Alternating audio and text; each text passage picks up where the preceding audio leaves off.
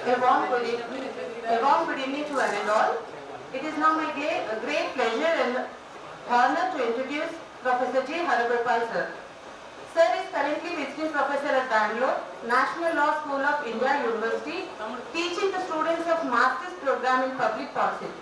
Earlier he worked at University of Hyderabad.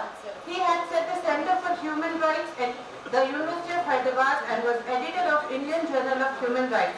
He was a visiting professor to Delhi University, Indian University of Advanced Studies Shimla and Northeast Hill University Shillong. He was UGC National Lecturer during 1989 to 91. Lectured at Oxford, London University, UK and Cornell University in USA. He was a visiting professor at Uppsala University, Sweden. He participated in World Conference on Human Rights at Vienna on the invitation of United Nations. He was a delegate of National Rights Program at Montreal, Canada. He was an ICSSR National Fellow at Tata Institute of Social Sciences at Hyderabad. Presently, he is the chairman of Kishore Bharati. He published 4 books, edited 3 books in English and 3 books in Telugu and 60 research papers in national and international journals. He has been associated with the civil rights movement for the last 4 decades. And with this brief introduction, now I welcome Sir onto the dais to chair the technical session. Friends, principal of Begumpet Women's College, and Kamala Garu, who is organizing this very important conference, and friends. Coming to Begumpet Women's College is partly something like coming home, because Dr. Kamala worked here in this college when she actually superannuated. That was her last posting. And I used to go to the college on different occasions. And because of COVID, of course, everything got upset. And partly it has come down. Hopefully it ended. But we are again threatened that there may be a 4th wave. One really doesn't know, but before that 4th wave starts, I think we should finish as much of interaction as possible, because we suffered enormous isolation, loneliness during this 2 years period. I would say that this was the saddest period in my life, because no social interaction, no programs, no seminars, no travel, no friends can come, you can't visit friends. I think this is something human beings, perhaps have never experienced in the past. There were several viruses, but I don't think there was any virus at any point of time in the history which had threatened the entire humanity. And it was so intimidating that some of us lost weight, not only me, several of my friends. Not only in Hyderabad and this part, but friends even all over India. Whenever I ring up, they start telling how much of weight they lost. And I am happy that this may be 5th or 6th program I am attending after the COVID threat has come down. Even my medical doctor says that now we can go and attend the programs. So I am very happy to come and talk to you. Of course, this session is supposed to be on the quality, and in one sense it's very difficult question. It's a very difficult question because I was associated for a very long time with NAAC. This national accreditation, they went on changing the criteria periodically. Whenever they were changing the criteria, we were also involved in changing the criteria. What parameters to be taken, and how to judge an institution, and how to compare institutions.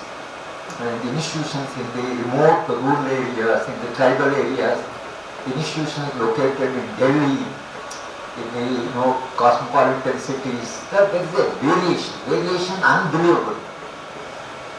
In fact, I went to evaluate one college in Delhi. It is called Shivaji College. Not many of us heard, although I was visiting professor in Delhi, but I have not heard much of that college. But when we went to that college, there are 260 full-time faculty members. Even universities don't have 260 full-time faculty members in that college. But it is located on the periphery of Delhi, and with the result, large number of students from the marginalized communities, from farming families, from agricultural families, from the different valley sections, they were coming, they got admitted in this college. So a NAAC team, we were discussing how to evaluate this college. Now quality, if you go to St. Stephen's or Lady Sri Ram College, of course the students and the quality of students itself is so high because they have very good school education. Come from families where parents are highly educated. So in the process they have had several advantages. I went to LSR college also to give some lecture. I was invited to give a lecture on public administration, but the students started demanding, sir, please give a lecture on human rights. Public administration will study. No, they demand from the students, and even the faculty was surprised that the students have a different demand. Now, if I compare them, Stephens or LSR or IP college and the Shivaji college and the colleges in the rural areas, how do you get the quality? So we said the colleges which are serving a backward area, in a remote rural area or in a tribal location, should be judged totally in a different manner as far as quality is concerned. If you apply the same quality that you apply to Lady Sri Ram College or St. Stephen College, or even some of the colleges, Presidency College, which have produced two Nobel laureates of Calcutta, then so this comparison becomes completely incomparable. That's why when quality assessment comes, that how to quantify the qualitative variables is one of the challenges in social science research. Supposing there are several qualitative factors like happiness, like satisfaction, the relationships, and how do you quantify them? They are not. So economics has an advantage in one sense that economics has money, production, therefore you can measure, growth rate, you can measure. But when you come to a discipline like political science, where I deal with power, nature of power, how do you quantify power? How do you quantify the power of Prime Minister, let's say, different Prime Ministers?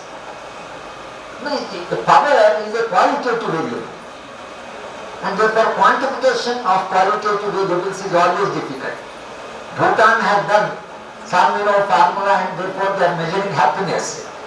So now they are placing the nations on the hierarchy of happiness. And Bhutan is supposed to be one of the happiest, Finland is supposed to be the happiest nation. And when I was in Sweden, they were working on this happiness. And Sweden is somewhere 9 point, on the 10 point scale, they have reached 9 or 9.2 on happiness. They are now researching why this point gap, why people are not fully happy. And what I am therefore saying is, quality is something which is very difficult to assess, to evaluate, to quantify. But then, even when you are talking of the quantitative variables, you have to, instead of quantification, we have to take certain variables and try to grasp with the question, try to negotiate with the question. That's why we said, for example, a women's college. Girls have lots of problems. They have to shape the domestic work and they have to run to the college. They have other biological problems like unlike men. They have different problems. Marriage, sometimes they get married irregularly, parental pressure and discrimination at family, in the family. There are several questions. I know one of the toppers of public administration in Usman University, She joined for her PhD with me in Center for Economic and Social Studies. And husband said, no more PhD, you have to discontinue. She was a gold medalist. She cried and she told me, sir, I am discontinuing my PhD because my husband says no question of 5% PhD. Now we are dealing with that type of client. In our college we are dealing with girls who have specific problems. Specific problem not created by themselves, but specific problem created by the domestic division of labor, by the discrimination in the family. And those girls come to us. And when they come to us, so obviously the Begumpet Women's College quality will have to be assessed in a different way, and it is a completely women's college, then you have to look at it in a different way. So therefore what I am saying is that once Kamala suggested that this session is devoted to quality, I started wondering, and because I had a student, later he became a faculty member in Usman University of Hyderabad. When Mandal Commission was announced, he was upset terribly. From the upper caste, he was terribly upset. And then he went on arguing with me. Then I said, look, for centuries of discrimination, centuries of deprivation, how do you really, democratize your society? How do you equalize the opportunities? So somewhere, you have to understand that people who are denied of education for centuries, they have to be given an opportunity, and then you have to look at the whole thing in a different way, and you have to take a positive. He said, no sir, merit is very important. I said, what is merit? Then, when he joined for MPhil with me, I asked him to work on merit. And then he prepared a questionnaire and all that. Then he started interviewing people. And then he comes to me and says, sir, it's very confusing, sir. Nobody knows what is merit. I said, you define merit. You are madly committed to merit. But you define merit. Now, the problem is, how do you define merit? We have evolved a method of marks, examination. So we give marks, and we think that is how we can quantify the qualitative performance of the students. But then my submission is that quality NAAC is really going on debating that. But anyway, they have arrived at certain parameters, reasonably good I would say, that, and when they come to, when we go to rural colleges, we assess them in a different way. We go to urban, we assess them in a different way. When you go to West Bengal, you assess them in a different way. And some of the colleges which were excellent also have deteriorated. We went to a college in Rajasthan. You won't believe that 150 or 160 IAS officers that college has produced. Can't believe. But that college condition is very bad. Very bad in the sense infrastructure is not there. Faculty recruitment has not taken place. Students are no longer interested. The composition of students have changed. So some of the IAS officers came to attend the, when we meet alumni. Then we asked them that why this college has been neglected when all of you have been in the civil services and all of you are occupying very important. The chief secretary himself was a product of that college. But then he said, sir, no, the context has changed, the students' psychology has changed, and the economic conditions of the students are very bad. They have to help in the farming. Sometimes they come, whenever they have time they come. Sometimes they think they can study at home. So they were giving different explanations. But then, some of the excellent colleges also deteriorate. It depends on number of factors. Today commissioner came.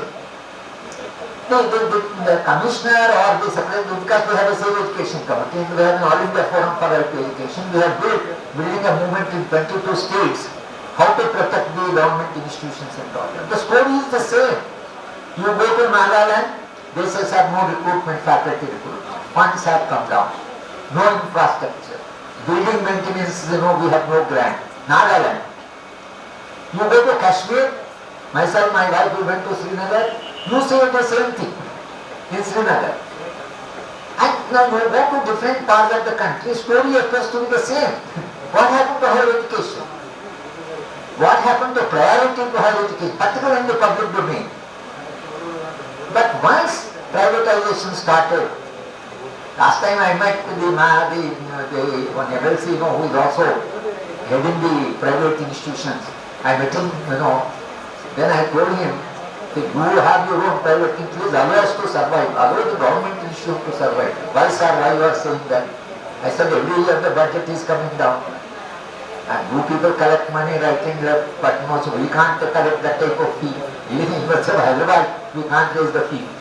So therefore, once the private sector came, obviously what has happened, the entire focus is on the private. And private universities came.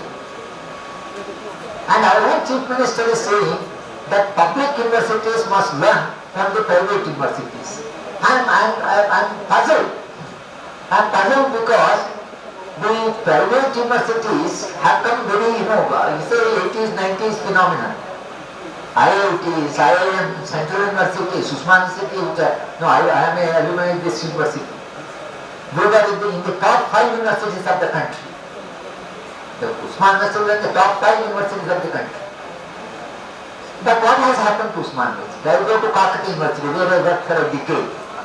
Even I go to University of Hyderabad. That's there is a difference. Now can you imagine that in Usmania University, in the political science department, if there are 6 or 7 faculty members, University of Hyderabad has 24 faculty members in Department of Political Science. Because our faculty strength depends upon specializations and not on the student and ratio and workload and all that. No. In other words, this discrimination between institution and institution and the way funding is done, the way the private institutions grow up, I think what has happened to public institutions is that we are not able to sustain. Then came the contractual appointment. Contract, guest lecture, all sorts of things have come. I can't imagine, my generation, we never heard contract lecturer. We never had. In University of Hyderabad, when we introduced 5-year degree, 5-year master program, when we started admitting intermediate students, Dean Vice said that because we are introducing, suddenly workload has gone up. We will go for a contract lecture. We said no question of contract lecture in University of Hyderabad. I was the dean, I said no question. We will not accept contract lecture. If you take full-time member, otherwise we will share the workload. Because the contract lecturer, the tragedy is 16 years, now they have increased the life that service 61 years. Contract lecturer 61 years, you retire. What is this? Contract lecturer retiring at the 61. No service, it has not been counted. Now anyway pension has been removed. So what I am therefore saying is that university differ. 40% of the budget of the University Grants Commission goes to only Delhi University. Can you imagine? 40% of budget on one university. Because they have 76 colleges. And all college teachers are university teachers, literally. Because the university teachers go to the college teachers go to the university. So it's a continuously, is a different process. Now, therefore what I am saying is, the debate on the quality is a very difficult debate. Whenever, of course, suggested we should speak on the quality, but quality depends upon, the several factors, several variables. It's not a single variable. Several variables are there, when you talk of the, quality, when you talk of the quality institutions. Come, I think you are saying addressing the last session. I know the rest come through.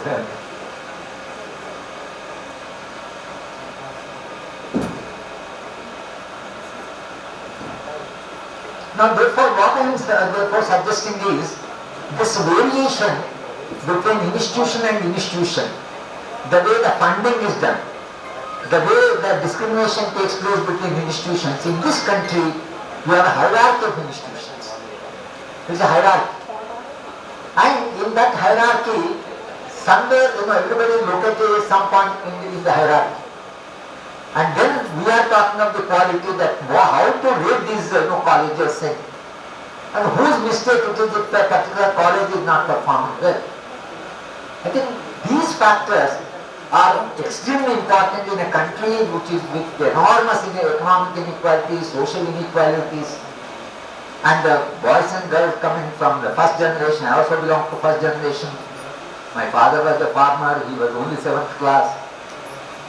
So therefore, how do you negotiate with the first generation scholars? How the institution treats the first generation scholars? So I think in a society like ours, which is so ubiquitous, so inegalitarian, in such a society, I think the universalization of the variables of quantification of the qualitative variables is an extremely difficult task. We have to negotiate. The seminar, Kamala wants that at least this issue should be discussed, should be debated. And I therefore confine that given these structural constraints, given these limitations, how the quality of our institutions can be maintained, how the quality can be sustained, what are the factors which are within our control, within the control, and therefore I would suggest, I would flag 5 or 6 problems for your reflection.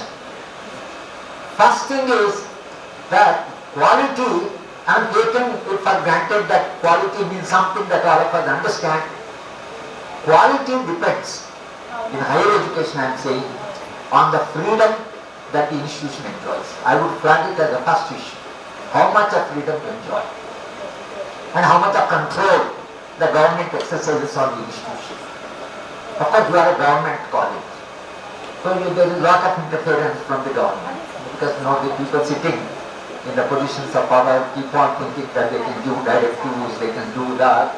They have a different, but universities relatively, now it's not the case. Now the IAS officer sitting in the executive council literally is a veto power. This one comes over. University of Hyderabad doesn't have any bureaucrat on our government, on our executive council. No, we don't have any bureaucrat. It's all academics. But state universities have 2 or 3 IAS officers. I have been telling with some of these officers, then Vaidnath, the education secretary, some of whom who happen to be our friends, I used to tell them that you are sitting on the governing council of the university not to bring in the control, but to convey the problems at the university to government. That is your function. Your role is not to come and control. Your role is to know what are the problems university is facing, communicate back to the government and tackle them and solve them. Don't treat it as a position of power. Treat it as a position of responsibility. So this is the problem. But if you think creativity and critical thinking is one of the, one of the inputs of the quality, creative thinking and critical thinking, if you consider it as one of the indicators, then creativity is a function of freedom. When you have freedom, you will have lot of creativity. So power and freedom, the way they are interrelated, more the power, control, lesser the freedom. Lesser the freedom, lesser the creativity. And lesser the creativity, lesser the quality. That's how connect logically the quality, freedom and control. So now the new education, national education policy says this they have gone to another extreme. Now national education policy says each college will be completely autonomous. They will be completely autonomous. They will have the curriculum or whatever. And that college will do degrees. It will not be affiliated to him, but that they have gone to dispense with the affiliation completely. If you completely give away the affiliation, then the degree is given by the college, and some college located in a remote tribal area, if it gives a certificate, you go for a competition or you go for some jobs, they will ask you, which is this college? At least Usman University means it is known that I am a graduate from Usman University. But that I am a graduate from some college, Hyderabad and some college in Mahbubnagar, then the nation will not know who you are. But their idea is it will give complete freedom. Please not assuming that the national education policy presupposes that if each college has autonomy, complete freedom to decide that, this and all that, but exactly opposite, there is a complete centralization. Now what happens is that this year they are holding a common entrance exam for all the central universities, already UGC has sent its directive that now they would like to, even Begumpet Women's College students will also be admitted by the central government and the central agencies. National Testing Agency will be there. They will admit our students. So we have nothing to do. They will send the students. Now, can a nation of this, size, a nation of this complexity, diversity, can it have a common entrance exam? And a common, central control on all institutions. What happened in Tamil Nadu, Anita, a Dalit girl, who was very bright, and she couldn't get into medical because a NEET exam she could not clear. She committed suicide and she wrote a suicide note. We had a major public meeting in Tamil Nadu. There is some judge also sitting, Judge K. Now Anita's suicide note says that if you do not have a common education system, common quality in the education system, how can you have a common, examination from Delhi? Then when there is so much of variation, she says, if only NEET was held in the Tamil Nadu, I would have passed. Given my marks and given my merit, I would have passed. But competing at a national level with not having a uniform, standard or uniform, support, how can you have a common exam from Delhi to this entire country when there is so much of variation? This is one problem. But the government of India, that the entire report, and if you look at the National Education Policy document, they are already going ahead implementing it. And perhaps next year or by another 2 years, we will have a completely different system of education. Now today morning I was talking to a friend, and he was telling that in Delhi University, 40% of teaching will be done by outsiders. Who are these outsiders? Nobody knows. They will send a lateral entry, something like that. So 40% of the workload will be borne by visiting the people from outside whose government will nominate, and 60% by regular faculty. Delhi University people are puzzled. Who are these 40% people? Who are going to select them? There is a commission for, there is a National Commission for Higher Education, very powerful body. The University Grants Commission going to be merged with that. And that powerful body will decide. But please understand that if this is the centralization, on the one hand we talk of total autonomy to the college.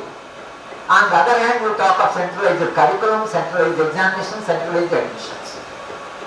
I don't know, in the course of implementation, government may realize that how difficult it would be to implement the policy, because the diversity of this country, the plurality of this country, the linguistic diversity of this country, they are going to be a serious problem. But the government wants to go ahead with this entire policy.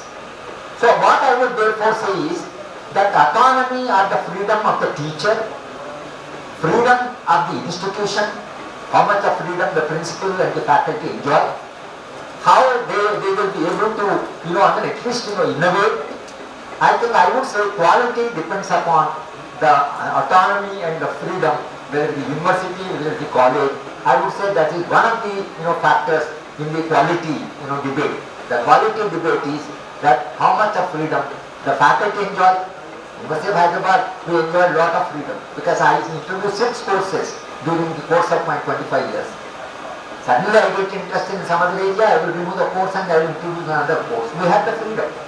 Now it's not possible. Nowadays it will be entirely decided from the central government. And it will be decided in the same Delhi, what is that I can do if I have even an idea,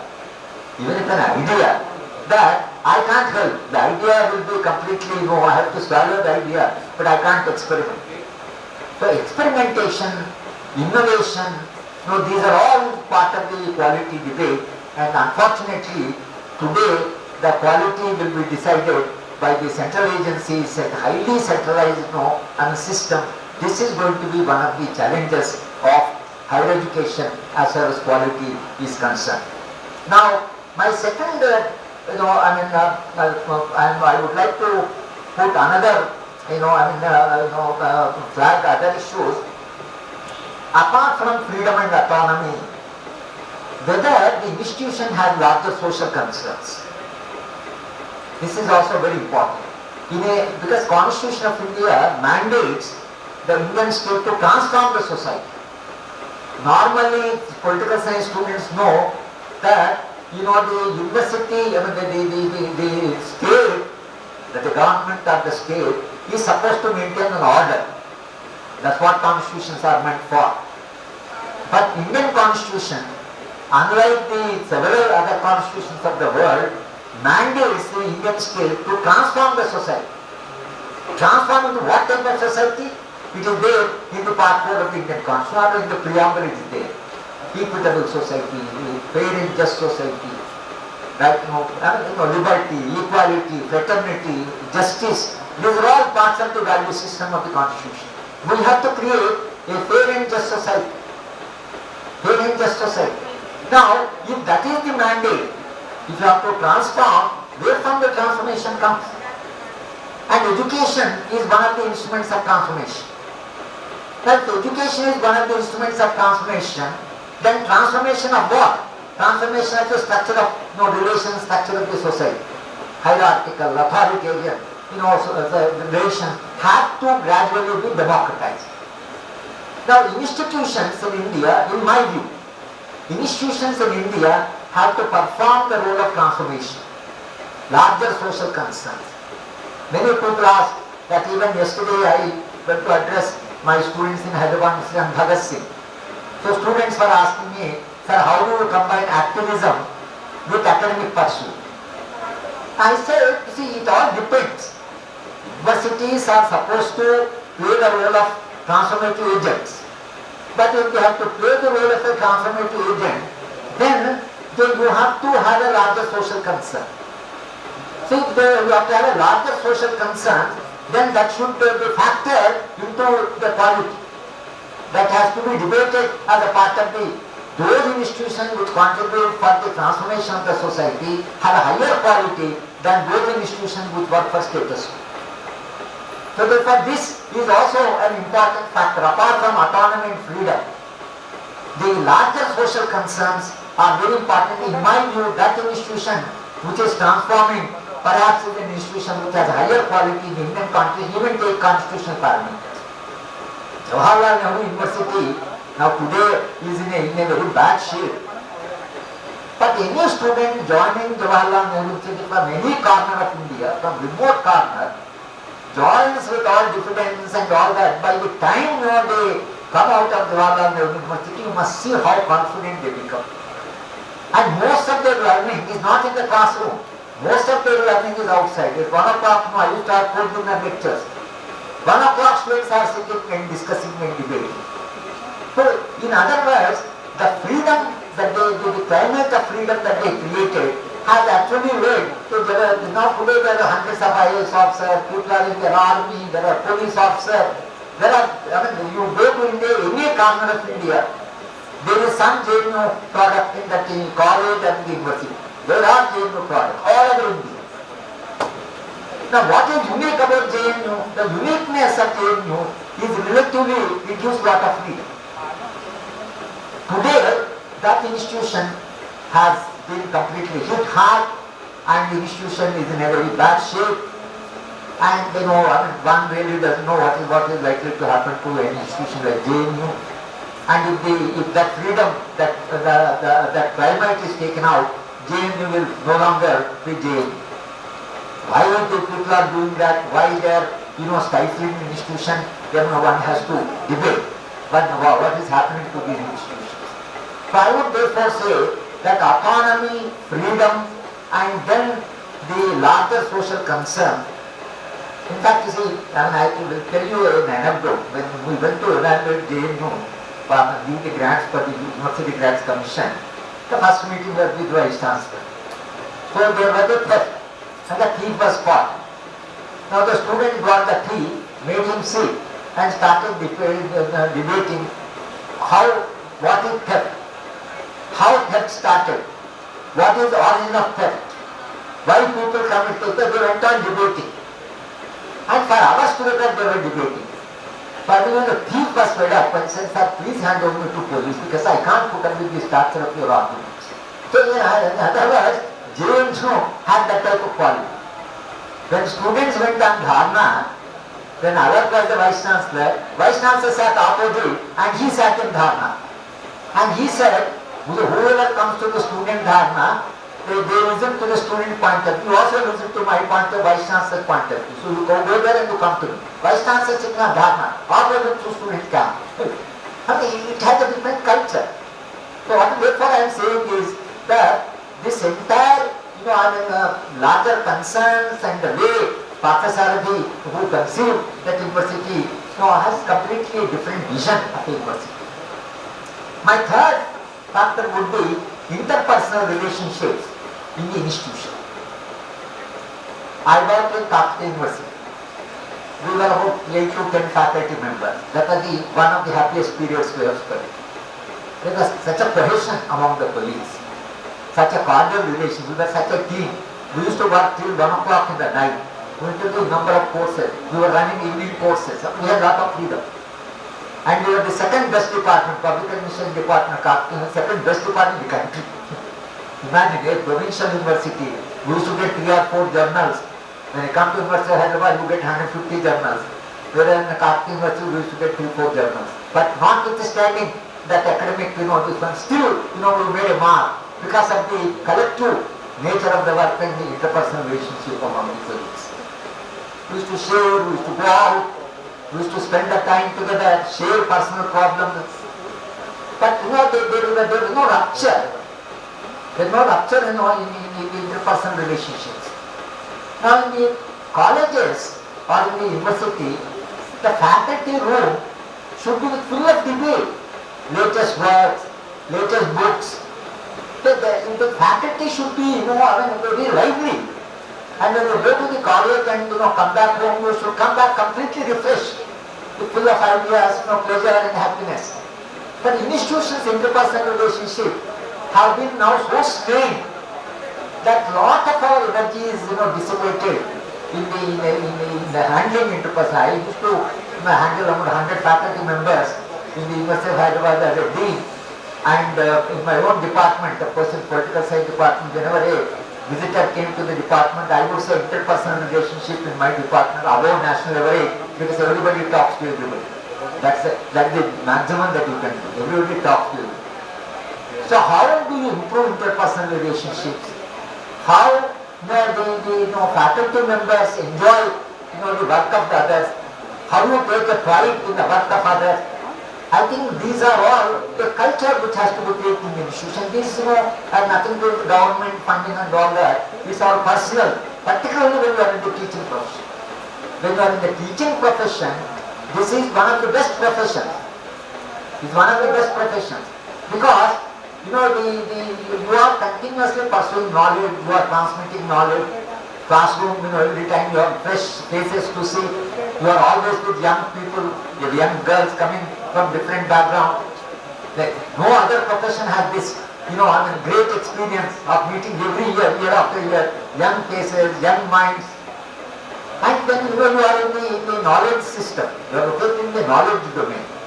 And therefore, because you are pursuing knowledge, the classroom or the faculty room should be bubbling with ideas, should be very full of life. That is somewhere a handicap of our institution which has nothing to do with the funding and the infrastructure and all that, but it has something to do with our attitude towards life and attitude towards others. And any institution where interpersonal relationships are cordial, that institution will thrive. The quality will be there in the institution. So the teacher is always having fresh ideas. So I would say that that is another factor that has to be factored into the quality debate. Then, in the institution, particularly the higher education institutions, knowledge should mediate the relation, not power. See, unfortunately, when I was a young child, in my classroom, there was knowledge is power. It's what we also read, knowledge is power. So if you acquire knowledge, you will become very influential. But increasingly you discover in life, power is knowledge. These IAS boys and these girls, several of them are my students. I mean, when you go to a coaching center, the coaching center, every word spoken by you, they will take it down and they listen to you so attentively, pin drop silence in the class. The minute they pass the civil service exam, you go to National Academy of Administration, Missouri, they are not even interested in listening to you. Because already they think they have knowledge, they have power because they have knowledge. I keep on asking some of my students, what happened to you? Yesterday you were okay. They say, sir, once these 3 alphabets are added to our name, completely there is a change. That's how the National Academy cleans them. You are very powerful people, you have so much of privileges, that, this and all that. And in the process, our IAS law, who are sitting around, they think they have knowledge. And a number of times I told the secretary once, but see, please understand one thing, you have power, but power is not knowledge. Power is not knowledge. Please note, Jawaharlal Nehru, in 1950s, whenever he felt depressed, he used to walk into Delhi University. Any department, he will walk in. Prime Minister of India, sit with the faculty, talk of some latest issues and his problem. And 1 hour he will spend, and then he will say, I am feeling very refreshed because I spent the time with academics. And this is how the Prime Minister, would treat a university. But now, a small officer also thinks that they have knowledge. So this is another problem in this country, and that's one reason why the quality suffers. Now I would also add that work as a source of happiness. See, our promotion, our position, or whatever is there, this is one factor, our personal career.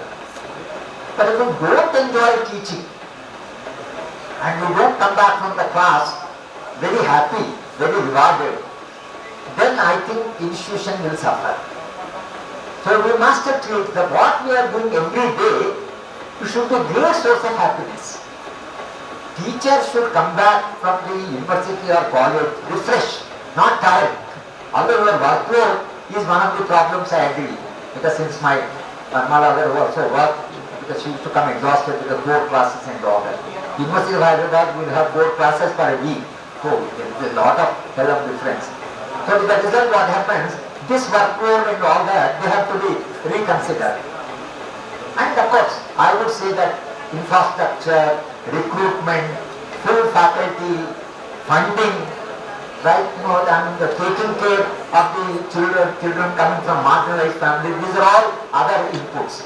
But inputs on which we have control is certain autonomy, we can always demand, certain interpersonal relation we can always sustain, pursuit of knowledge we can always do, debate in the college, we can have a discussion among the faculty will be full of ideas, exchange of ideas and all that, even debates within the faculty, these are all within our control. So I would say there are certain externalities and there are certain internal factors. On internal factors where we have certain control, I think we can maintain the quality. That will also contribute to the quality. External factors we have to keep on. What we are doing in the CHE committee or in the All India Forum for Right to Education, fighting for the factors which are external. But I think as far as faculty and friends are concerned, what we perhaps can do is that if you develop a very cordial climate within the campus, within the institution, I think that will contribute very richly to the protection of the quality, if not complete phenomenal improvement in the quality of the institutions. I stop here and I'm happy I'm sharing some of these concerns. These are all concerns, but how to understand. But as I said in the beginning, that quantifying qualitative variables is one of the challenges of social science research, and when we teach methodology, this is what we try to do. When we try to teach methodology, we say objectivity is one challenge of methodology, and quantifying qualitative variables is another challenge of the education system. Thank you very much, Madam Principal and Kamala. Thank you.